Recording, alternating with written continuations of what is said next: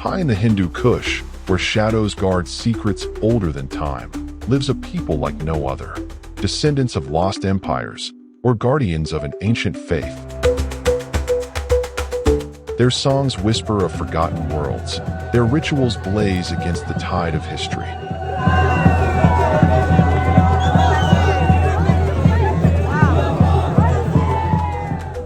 In a world rushing towards sameness, how have they survived?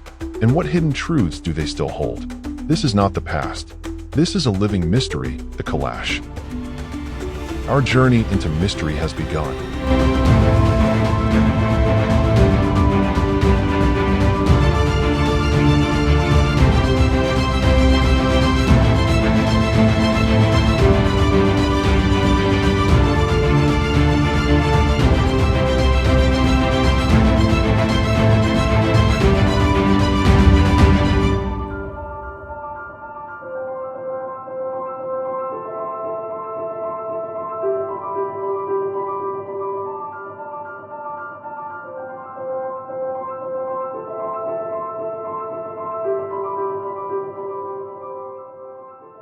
From the ancient city of Peshawar, cradle of civilizations and crossroads of empires, our journey begins. The wheels turn onto the M1 motorway, an asphalt ribbon stretched across history. Around us, the plains are wide and golden, where caravans once marched and conquerors carved their legacies. Yet today, they echo only with the hum of engines and the anticipation of what lies ahead. Soon, the motorway folds into the Swat Expressway.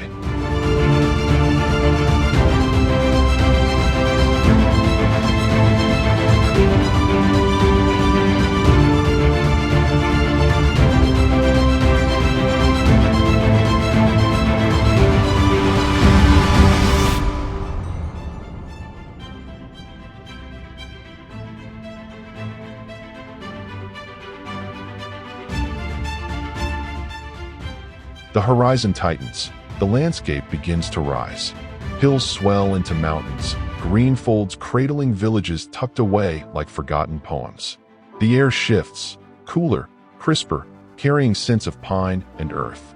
Here, the ordinary fades. Each mile is a stanza, each curve a turning page. We merge onto the N45, the lifeline of the frontier, where the road is not merely a passage but a chronicle. It snakes through Deer Lower, a valley where fields ripple like emerald seas. Terraced farms and mud-brick homes cling to the slopes, while bazaars hum with life. Traders, farmers, and travelers converging as they have for centuries. The climb to Deer Upper is steeper, bolder. The road clutches the mountainside, suspended between earth and sky. Peaks loom above like guardians, stern and eternal. Rivers foam in white fury below, carving their way through stone as if retelling the ancient struggle between man and nature. Here, time slows. The mountains demand silence, respect, awe. And then, the Great Barrier, the Lowry Pass. For centuries, it stood as both gateway and sentinel, isolating Chitral from the world beyond. In winter, its snows cut off entire valleys, sealing lives in solitude. Yet today, we pierce the mountains through the Lowry tunnels, marvels of human perseverance. As we glide through the darkness, it feels as if we are passing through time itself, emerging into a land where myths still breathe. Beyond the tunnels, the road loosens its grip, descending into Drosh, a town of orchards and stone houses, where the Chitral River begins to guide our way. Its waters sparkle like liquid glass, carrying with them songs from glaciers high above. Along its banks, children wave, shepherds drive their flocks, and women in bright shawls gather firewood. Life here is simple, yet steeped in the dignity of survival. As the sun bends westward, we approach Ayun, the gateway to the Kalash valleys. Here, the panorama shifts dramatically. The Hindu Kush towers in solemn majesty, their snow-clad crowns touched with gold by the fading light. Ayun stands as the threshold. Behind us, the known world. Before us, a mystery. From Ayun, a narrow road winds like a silver thread deeper into the mountains. It is a path not merely of stone and gravel, but of legend. Cliffs rise sheer on one side, The Chitral River roars on the other. The road tests our courage with every turn, yet it leads us toward revelation. At last, the valleys begin to unfurl, the first glimpse of Bumbaret, the most welcoming of the Kalash lands. Walnut trees stretch their branches over wooden houses. Terraces climb the slopes like green stairways to the sky. The air hums with the promise of stories waiting to be told. This is no ordinary destination. It is the opening of a hidden chapter in the book of humanity. As we enter Kalashadesh, the land of the Kalash, anticipation swells, for here lies a people who have guarded their heritage against centuries of change, their culture as resilient as the mountains that cradle them.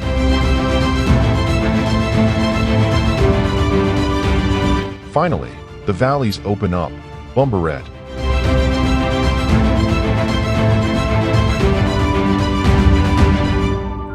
Ramboer, and Beerer.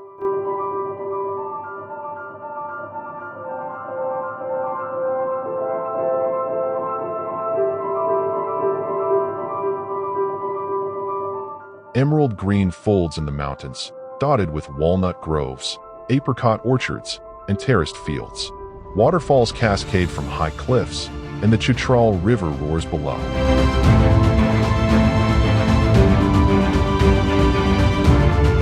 This is Kalashadesh, the land of the Kalash. Wooden houses with flat roofs stack like staircases up the slopes, built from cedar and stone, adorned with intricate carvings.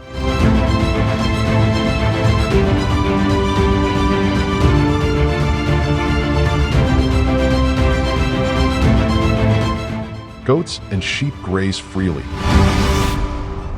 Children play in the streets. The scenery is breathtaking, a symphony of nature's raw beauty. But beneath this idyllic surface lies a profound cultural depth. The Kalash are not just survivors. They are guardians of rituals, beliefs, and traditions that challenge our understanding of history. Why have they resisted conversion for so long? What forces have shaped their resilient spirit? This pilot glimpse is but an invitation to dive deeper.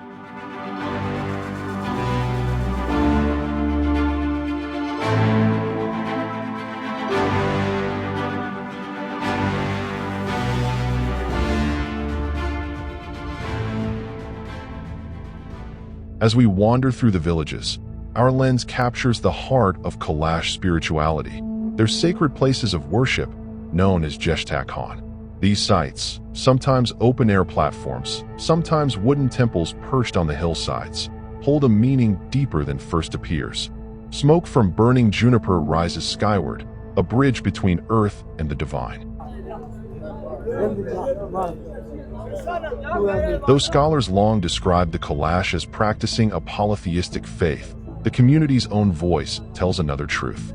We believe in one God, explains Chief Kozimir Badshah. The carved effigies and wooden figures standing at these shrines are not gods or goddesses, but the honored elders, men whose piety, wisdom, and spiritual strength brought them closer to the divine. Here, offerings and sacrifices are made, not to idols, but as prayers carried through these messengers, reaching the one God above.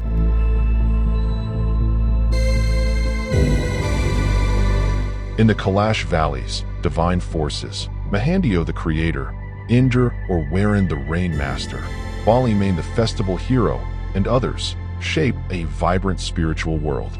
Honored through ancient oral rituals of bread, wine, and sacrifices, these traditions remain sacred, shielded from outsiders' cameras.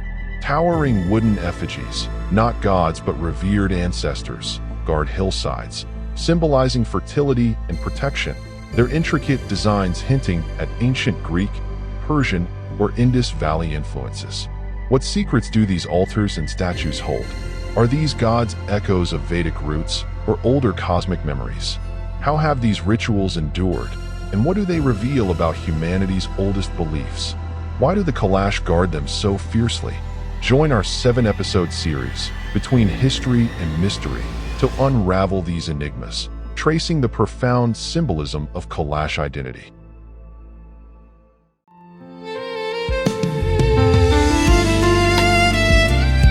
Venturing further, we encounter the Bashali, a structure unique to Kalash society, a menstrual house where women retreat during their cycles and childbirth. Built on the outskirts of villages, these communal spaces are realms of female solidarity, off limits to men. Inside, women weave, share stories, and support one another, turning what many cultures view as taboo into a time of rest and reflection. The Bashali underscores the Kalash emphasis on purity and impurity, concepts woven into every aspect of life. No one enters sacred sites without ritual cleansing. Even food preparation follows strict codes. This practice, ancient and unyielding, speaks to a matriarchal undercurrent in Kalash culture, where women hold significant autonomy. Through intimate glimpses, we hear from Kalash women in their own language. A woman, Ghazi, explains the sacred religious codes governing the Bashali. An elder reflects on how modern facilities have transformed the Bashali from her youth. And a young woman shares a cherished memory of a day spent in the warmth of this communal haven. But what deeper philosophies drive these customs? In our series, an entire episode will delve into gender roles, marriages, and the empowering traditions that set the Kalash apart.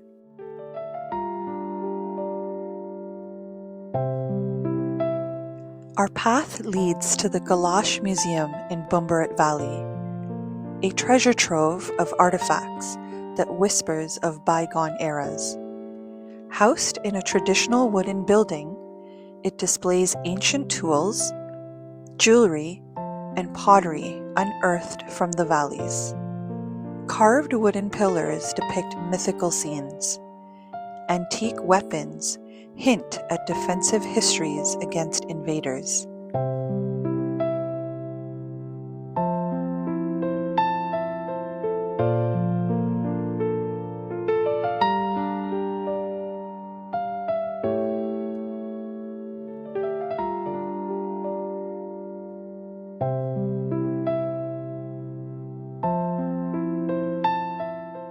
This museum isn't just a collection.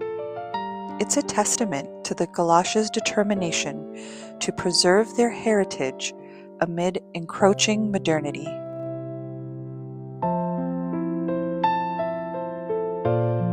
Within the museum grounds lies the Kalashadesh Primary School, a beacon of education in this remote enclave.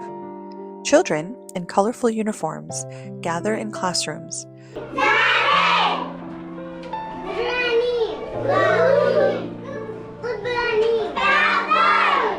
learning both modern subjects and their ancestral tongue. The school, named Kalashadesh, or House of Kalash, integrates cultural lessons,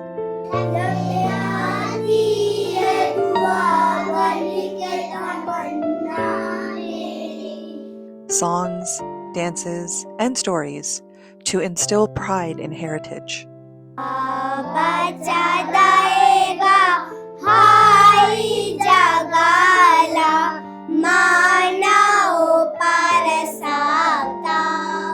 Watch as young girls practice traditional embroidery and boys learn wood carving. Yet challenges loom. Limited resources and cultural erosion from external influences. This scene evokes hope and urgency. What future awaits these children? Will their unique identity endure? An episode in our series will focus on education and youth, exploring how the Kalash balance tradition with progress.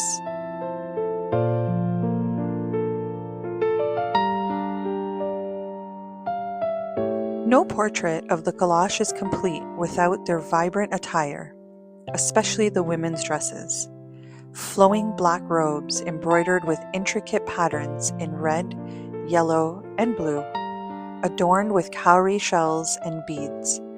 These are more than clothes, they're walking art. The kupas headdress, heavy with coins and feathers, signifies status and beauty. Women craft these garments by hand, passing these skills from generation to generation. As our camera lingers on the fabrics fluttering in the breeze, we sense the joy they embody. These dresses come alive during festivals, but even in daily life, they symbolize resilience. Why such elaborate designs? Do they encode stories of migration or mythology? Our documentary will trace the evolution of Kalash fashion, linking it to broader Indo-Aryan traditions.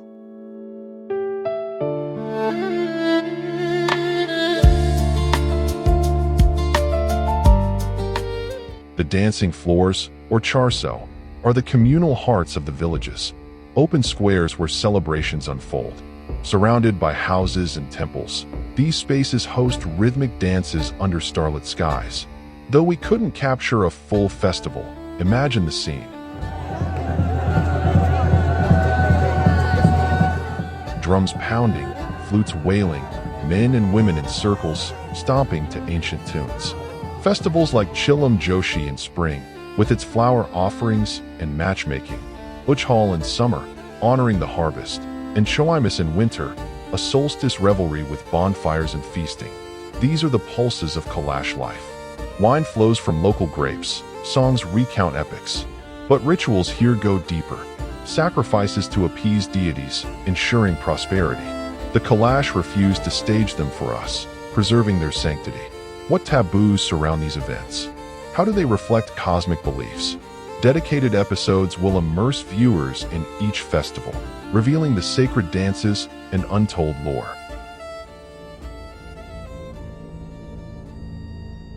Now, let's hear from the people themselves. In conversations with locals, we uncover personal insights. A village elder, weathered by mountain winds, shares tales of ancestral migrations.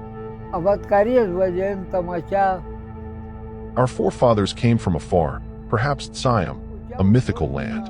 We honor our religious elders who guided them. His words, spoken in Kalashaman, evoke a sense of timelessness. Another resident describes daily life, farming maize, herding goats, crafting wine. These interviews paint the Kalash as warm, hospitable, yet fiercely protective of their ways.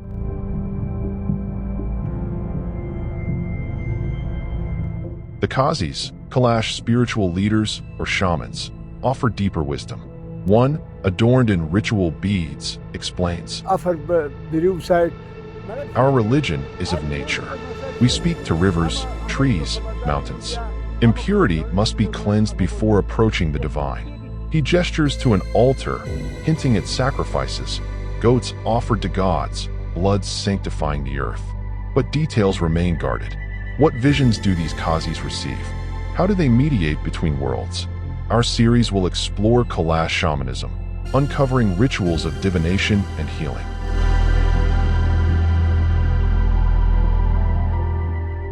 Tourists from around the world flock here, drawn by the allure.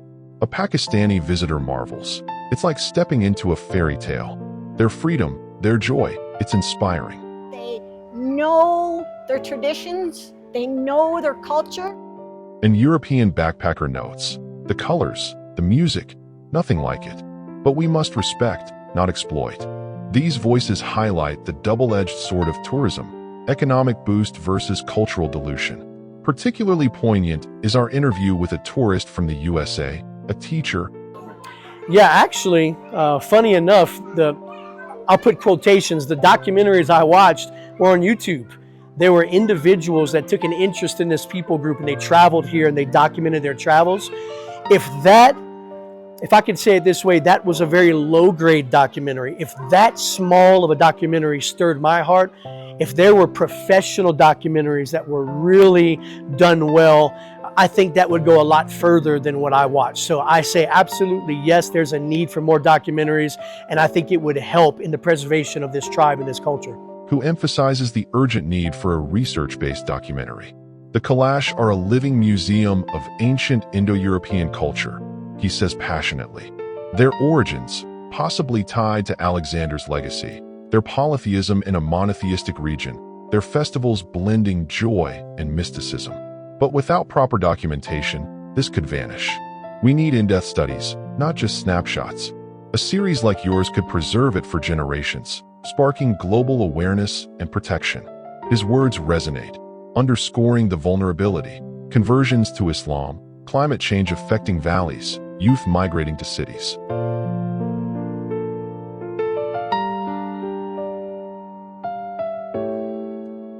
Tourism brings both opportunity and threat.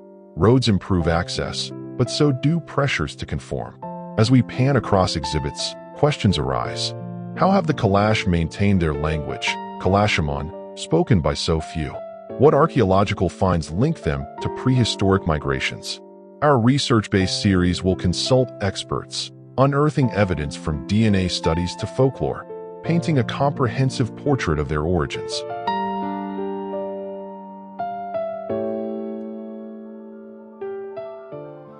As we pull back to sweeping scenery, sunsets painting the peaks gold, rivers glistening like veins of life, the questions linger. Who are the Kalash truly? Descendants of conquerors or indigenous survivors? What enigmas hide in their history, from prehistoric migrations to medieval resistances? Their religion, a blend of animism and polytheism, with altars demanding sacrifices and rituals too sacred for outsiders. Festivals bursting with dance, yet rooted in cosmic cycles. Marriages, elopements, bride prices, women's choices defying norms. Death rituals, effigies honoring the departed, open coffins in graveyards. These are mere teasers. This pilot episode is a doorway, igniting curiosity for our 7-part series. Support from international organizations could make this possible, safeguarding a UNESCO-listed intangible heritage. The Kalash Valleys beckon. Come, discover, protect. What wonders await in the full story? The journey has just begun. Join hands with Kalash Development Authority and Mountain Souls Productions to protect and preserve the vanishing Kalash heritage.